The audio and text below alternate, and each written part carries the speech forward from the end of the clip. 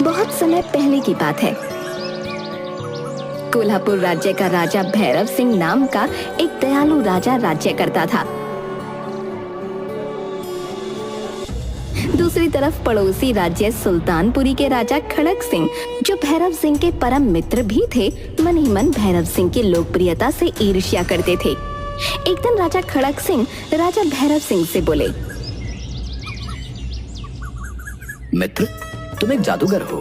तुम्हारी जितनी भी प्रशंसा की जाए उतनी कम है। तुम्हारे लिए प्रजा का हित सर्वोपरि है। मैं देखता हूँ कि तुम हमेशा यही प्रयास करते हो कि तुम्हारी प्रजा को कोई समस्या या परेशानी ना हो, वो सभी सुख चैन का जीवन व्यतीत करें। इसीलिए तुम्हारे राज्य में, तुम्हारे शासन काल में तुम्हारी प्रजा प्रसन्नता और सुख से अपना जीवन व्यतीत कर रही है। सच में तुम एक बहुत अच्छे राजा हो। मित्र, ये सब मैंने अपने पिताश्री से सीखा। मैंने उन्हें हमेशा अपनी प्रजा का ध्यान एक पिता की भांति रखते हुए देखा, इसलिए ये सब मैंने उनसे ही सीखा है। परंतु एक बात बताओ मित्र, तुम्हें अपनी प्रजा के दुख के बारे में कैसे पता चलता है? क्या तुमने अपने मंत्री या सिपाहियों को यह आदेश दे रखा है? नहीं नहीं मित्र, मैं अपनी प्रजा के लिए किसी पर भी विश्वास नहीं करता, बल्कि स्वयं भेष बदलकर राज्य के भ्रमण पर निकलता हूँ और प्रजा की स्थिति के बारे में पता करता हूँ। यदि मुझे प्रजा के किसी कष्ट के बारे में पता चलता है तो उन कष्टों को दूर करने का पूरा प्रयास करता हूँ। तुम दूसरों पर विश्वास नहीं करते, इसलिए तुम एक बहुत अच्छे राजा हो। चलो मित्र, अब मैं चलता हूँ, फिर मिलूंगा। राजा खड़क सिंह राजा भैरव सिंह से विदा लेकर निकलता है। राजा खड़क सिंह भैरव सिंह के राज्य कोल्हापुर को अपने राज्य सुल्तानपुरी में मिलाना चाहता था। इसकी योजना वो बहुत समय से बना रहा था। राजा खड़क सिंह मन ही मन खुद से बातें करता है। मुझे अगर सुल्तानपुरी को अपने राज्य में मिलाना है तो सबसे पहले इस भैरव सिंह के राज्य हित को खत्म करना होगा। यदि मैं ऐसा करने में कामयाब हो गया तो इसके राज्य पर आक्रमण करके विजय पा सकता हूँ। लेकिन क्या करूँ? कुछ सोचना पड़ेगा, और वो भी बहुत जल्द। कुछ समय बाद एक दिन राजा भैरव सिंह और राजा खड़क सिंह जंगल में शिकार करने के लिए गए। शिकार की तलाश में वो दोनों अपनी सेना से अलग हो गए और रास्ता भटक गए। रास्ता ढूंढते हुए वो दोनों एक स्थान पर पहुंचे। भैरव सिंह ने देखा कि वहाँ एक कुटिया बनी हुई है। राजा भैरव सिंह को भूख लगाई थी। मित्र, वो देखो, सामने एक कुटिया है। हम दोनों वहां चलते हैं। वहां अवश्य शरण और भोजन दोनों की व्यवस्था हो जाएगी। तुम सही कहते हो मित्र, ये कुटिया तो किसी साधु की लगती है। इस स्थान का वातावरण बड़ा ही सुंदर है। उन दोनों ने अपने अपने घोड़ों को एक पेड़ से बांधा और कुटिया में प्रवेश कर गए। यहाँ के पेड़ कितने हरे भरे हैं और फल फूलों से भरे पड़े हैं। और इन पंछियों को देखो, कितने उन्मुक्त होकर विचरण कर रहे हैं, मानो किसी का भय ही नहीं है। कुटिया के भीतर गेरुए वस्त्र धारण किए एक साधु पेड़ के नीचे आसन लगाकर बैठे थे। उनकी आंखें बंद थीं और वो ध्यान में लीन थे। राजा भैरव सिंह ये देखकर बड़ा प्रसन्न हुआ। वो साधु के पास गया और उन्हें प्रणाम कर उसके सामने घुटनों के बल बैठ गया। साधु ने आहट पाकर आंखें खोली और अपने सामने दोनों नौजवानों को पाया। उसके मुख का तेज देखकर ही साधु समझ गए कि वो कोई राजसी व्यक्ति है। प्रणाम गुरुवर, हम यात्री हैं और रास्ता भटक गए हैं। कल्याण हो। गुरुवर, आपका आश्रम बड़ा ही सुंदर है। मैंने आज तक ऐसा आश्रम पहले कभी नहीं देखा। सब उसकी कृपा है। गुरुवर, क्या हम कुछ समय के लिए आपके आश्रम में विश्राम कर सकते हैं? अवश्य, आप अवश्य विश्राम कर सकते हैं। और विचरण करते करते आपको भूख भी लग गई होगी। मैं आपके भोजन की व्यवस्था करता हूँ। साधु ने राजा भैरव सिंह और राजा खड़क सिंह को खाने के लिए मीठे फल दिए। राजा खड़क सिंह, मैंने कभी इतने मीठे फल नहीं खाए। गुरुवर, आज तक मैंने इतने मीठे और स्वादिष्ट फल नहीं खाए?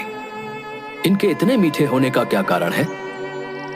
इस राज्य का राजा अत्यंत दयालु और न्यायप्रिय है, इसलिए ये फल इतने मीठे हैं। जब तक वो अपनी प्रजा का हितैषी रहेगा, दीन दुखियों का सहायक रहेगा, ये फल ऐसे ही मीठे रहेंगे।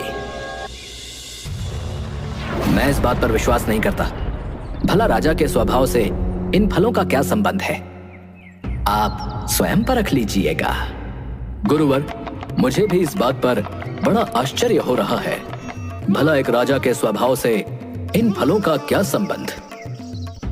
पुत्र, इस राज्य की प्रजा के प्रसन्न रहने के कारण यहाँ का वातावरण भी सर्वदा प्रसन्न रहता है, जिसके फल स्वरूप इस राज्य में पशु पक्षी पेड़ पौधे सब प्रसन्न चित्त हैं, और ये सब उसका ही कमाल है। और राजा भैरव सिंह दोनों साधु से विदा लेकर निकलते हैं। रास्ते में राजा भैरव सिंह खड़ग सिंह से बोले, मित्र, क्या तुम भी वही सोच रहे हो जो मैं सोच रहा हूँ? तुम किस बारे में बात कर रहे हो मित्र? वही जो साधु महाराज ने हमसे कहा। क्या सत्य है? एक राजा के स्वभाव से इसका क्या संबंध है? अगर हम दोनों के मन में इस बात को लेकर संशय है कि जो साधु महाराज ने कहा है वो सत्य है या नहीं, तो हम उनके कहे अनुसार इस बात की पुष्टि कर सकते हैं। पुष्टि? वो कैसे संभव है? संभव है मित्र, सब कुछ संभव है। बस तुम्हें वही करना होगा जो मैं तुमसे कहता हूँ, और साधु महाराज के वचनों की सत्यता हमारे सामने आ जाएगी। राजा भैरव सिंह के मन में अजीब सी हलचल थी, क्योंकि वो इस बात पर विश्वास नहीं कर पा रहा था कि उसके स्वभाव का राज्य के फल और फूलों पर प्रभाव कैसे पड़ सकता है। इसलिए वो राजा खड़ग सिंह की बात मानने को तैयार हो गया। दूसरी तरफ खड़ग सिंह ने अपने मन में एक योजना बना ली। तुम सत्य कह रहे हो मित्र, हम इस बात का परीक्षण अवश्य करेंगे। तुम जैसा कहोगे मैं वैसा करने को तैयार हूँ। बताओ, क्या करना होगा मुझे इसके लिए? मित्र, तुम किसानों का लगान बढ़ा दो और प्रजा पर नाना प्रकार के कर लगा दो, और प्रजा की किसी बात पर ध्यान मत दो। तुम ये सब क्या कह रहे हो मित्र? किसी बात की सिर्फ पुष्टि करने के लिए, अपने मन को शांत करने के लिए अपनी प्रजा को तकलीफ दूं, उस पर जुल्म करूं? नहीं नहीं, ये उचित नहीं होगा। मित्र, बात तुम्हारे मन को शांत करने तक ही नहीं है। बात तो यह है कि साधु ने जो कहा उसमें कितनी सत्यता है। क्या तुम नहीं चाहते कि अगर साधु की बात मिथ्या है तो साधु को सजा मिलनी चाहिए, ताकि तुम्हारे राज्य में किसी प्रकार का भ्रम ना फैले? हाँ मित्र, ये तो तुम सही कह रहे हो। ठीक है, तुम जैसा कहते हो मैं वैसा ही करूंगा। मैं राज्य में पहुंचकर लगान बढ़ाने और कर लगाने के लिए आदेश दे दूंगा। इसके साथ ही तुम्हें एक और चीज करनी होगी। वो क्या? तुम्हें इसके बाद मांस मदिरा का भी सेवन प्रारंभ करना होगा, ताकि तुम्हारा धन भोग विलास में खर्च होने लगे। मांस मदिरा? नहीं नहीं, मैं ऐसा नहीं कर सकता, ये तो पाप है। मुझे तो लगता है कि तुम अपनी प्रजा से सच्चा प्रेम ही नहीं करते हो। नहीं मित्र, मैं अपनी प्रजा से बहुत प्रेम करता हूँ और हमेशा यही चाहता हूँ कि वो प्रसन्न रहें, उन्हें कोई कष्ट ना हो। तो फिर कुछ मत सोचो और मैं जैसा कहता हूँ वैसा करते जाओ। राजा भैरव सिंह खड़ग सिंह की बात मान लेता है और जल्द ही उसके राज्य में प्रजा त्राही त्राही करने लगती है। प्रजा पर अत्याचार बढ़ने लगता है। राजा का उदासीन व्यवहार प्रजा को बहुत कष्ट दे रहा था। अब वो प्रजा की ओर से उदासीन हो गया, अपना धन भोग विलास में खर्च करने लगा और उसको भोग विलास का उपभोग करने में मजा आने लगा। वो सब कुछ भूल गया। दूसरी तरफ खड़ग सिंह ये सब देखकर अपने सेनापति से बोला, सेनापति जी, मुझे लगता है कि बहुत जल्दी समय आने वाला है जब कोल्हापुर पर आक्रमण करके उसे सुल्तानपुरी में मिलाने का हमारा वर्षों का सपना पूरा हो जाएगा। जी महाराज, सत्य कह रहे हैं आप। अब तो कोल्हापुर की प्रजा अपने राज्य के राजा के व्यवहार से बड़ी दुखी है। मुझे तो लगता है कि हमें आक्रमण करने की भी आवश्यकता नहीं होगी। वो खुद ही अपने लिए नया राजा चाहते हैं। खड़ग सिंह ने कोल्हापुर राज्य पर आक्रमण कर दिया। भैरव सिंह के व्यवहार से दुखी होकर सेना ने भी अपने हथियार नहीं उठाए और बिना युद्ध के ही राजा खड़ग सिंह की मनोकामना पूरी हो गई। खड़ग सिंह ने राजा भैरव सिंह को राज्य से बाहर निकाल दिया और उसके राज्य पर अपना कब्जा कर लिया।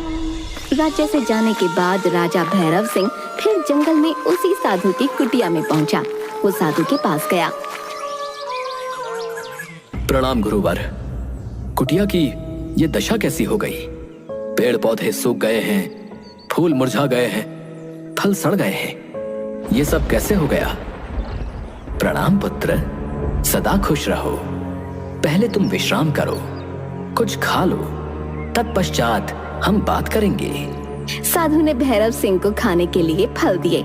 इस बार फलों का स्वाद कड़वा था। गुरुवर, फल बहुत ही कड़वे हैं। क्या आप मुझे इसका कारण बताएंगे? क्योंकि जब इसके पहले मैंने आपके आश्रम के फल खाए थे तो वो बड़े ही मीठे और स्वादिष्ट थे। मुझे आज भी उनका स्वाद याद है।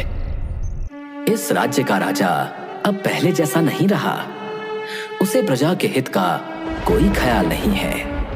वो प्रजा पर अत्याचार करने लगा है। उसके प्रति प्रजा के मन में कड़वाहट बस गई है, इसलिए इन फलों का स्वाद भी कड़वा हो गया है।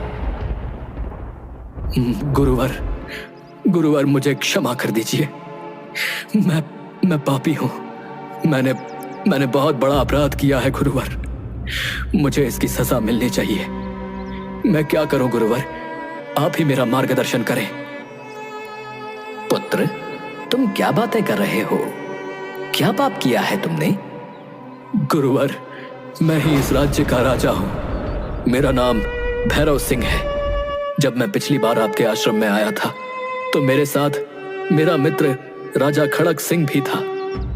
अब मुझे सारी बातें समझ में आ गई हैं। तुम कैसी बातें कर रहे हो राजन? मुझे विस्तार से बताओ। गुरुवर, आपके आश्रम से निकलने के बाद मेरे मन में बहुत सारे विचार चल रहे थे कि क्या सच में एक राजा का व्यवहार उसके राज्य में लगे पेड़ पौधों को प्रभावित कर सकता है। बस इसी उधेड़पुन के साथ हम यहां से निकले थे। मेरे मित्र खड़ग सिंह ने मुझे आपके कहे हुए वचन की पुष्टि करने को कहा। फिर क्या हुआ राजन? गुरुवर, मैं भी इस बात की पुष्टि करना चाहता था। मैंने उसकी बातें मानकर अपनी प्रजा पर बहुत अत्याचार किया, उन्हें बहुत दुखी किया। उसके साथ साथ मैं भोग विलास का सेवन करने लगा और अपनी प्रजा के द्वारा कर के रूप में दिए हुए धन को मांस मदिरा पर खर्च करने लगा। इन सब के बीच पता ही नहीं चला कि कब मुझे भोग विलास अच्छा लगने लगा और मैं पूरी तरह उसमें डूब गया।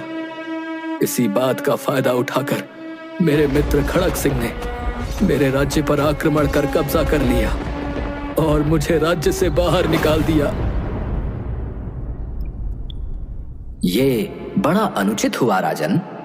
गुरुवर, मुझे राज्य जाने का दुख नहीं है। ये तो मेरे किए हुए बुरे कर्मों का ही फल है। परंतु मुझे दुख इस बात का है कि मैंने अपनी प्राणों से प्यारी प्रजा पर अत्याचार किया और फिर उन्हें भूल गया। गुरुवर, मैं क्या करूं? मुझे बहुत पछतावा हो रहा है अपने किए पर। राजन, अपनी गलती का एहसास करना और उसके लिए क्षमा प्रार्थना की भावना मन में आना ही सबसे बड़ी क्षमा प्रार्थना होती है। तुमने जो किया सब अल्प बुद्धि के कारण किया था। गुरुवर, मैं अपनी प्रजा से क्षमा मांगना चाहता हूं। मैंने उन पर बहुत अत्याचार किए हैं।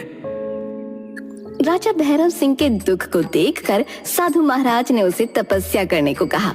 भैरव सिंह साधु महाराज के साथ ही तपस्या करता रहा और फिर एक दिन जब भैरव सिंह तपस्या में बैठा हुआ था, उसके सामने एक तेज रोशनी प्रकट होती है और आवाज आती है, भैरव सिंह, आंखें खोलो। पुत्र, मैं तुम्हारी तपस्या से बहुत प्रसन्न हूँ। देवी, प्रणाम देवी। बोलो राजन, तुम्हें क्या चाहिए? देवी, मैं अपने द्वारा किए गए बुरे कर्मों और अत्याचार के लिए अपनी प्रजा से क्षमा मांगना चाहता हूँ। और संपूर्ण जीवन अपनी प्रजा की सेवा करना चाहता हूँ। तथास्तु राजन, मैं तुम्हें अपनी एक सेना देती हूँ। तुम उस सेना के साथ वापस अपने राज्य पर आक्रमण करो और विजय प्राप्त कर अपनी प्रजा का ध्यान रखो। इतना कहकर देवी अंतर्ध्यान हो जाती है। राजा भैरव सिंह देवी द्वारा दी गई सेना के साथ कोल्हापुर पर आक्रमण कर देता है और राजा खड़ग सिंह को हराकर अपना राज्य वापस प्राप्त करता है। राजा भैरव सिंह राजा खड़ग सिंह से बोला, मित्र, मैंने तुम्हें सदा एक मित्र और एक भाई की तरह देखा है। तुमने जो किया मैं नहीं जानता कि उसका क्या कारण था, परंतु मैं अपनी मित्रता को अवश्य निभाऊंगा। मैं तुमसे तुम्हारा राज्य सुल्तानपुरी नहीं लूंगा, सिर्फ अपना राज्य ही वापस लूंगा। तुम आज भी अपने राज्य के राजा हो। मुझे क्षमा कर दो मित्र, मैंने तुम्हारे साथ कितना बुरा व्यवहार किया, तुम्हें गलत सलाह दी, धोखे से तुम्हारा राज्य ले लिया और तुम्हें तुम्हारे ही राज्य से निकाल दिया। फिर भी तुम विजय प्राप्त करने के बाद भी मुझसे मेरा राज्य नहीं ले रहे। आज मैं समझ गया कि क्यों तुम्हारी प्रजा तुमसे इतना प्रेम करती थी। मुझे यह भी समझ में आ गया कि साधु महाराज ने जो कुछ भी कहा था वो सब सत्य ही था। राजा भैरव सिंह अपनी प्रजा से माफी मांगता है और फिर से अपनी प्रजा का पुत्र की भांति ध्यान रखना शुरू कर देता है। प्रजा भी अपने पुराने राजा को पाकर बहुत प्रसन्न होती है। कोल्हापुर के पेड़ पौधे वैसे ही हरे भरे हो जाते हैं, फूलों और फलों से भरे हुए दिखने लगते हैं। वहाँ का वातावरण पहले की भांति बिल्कुल शांत और निर्मल हो जाता है।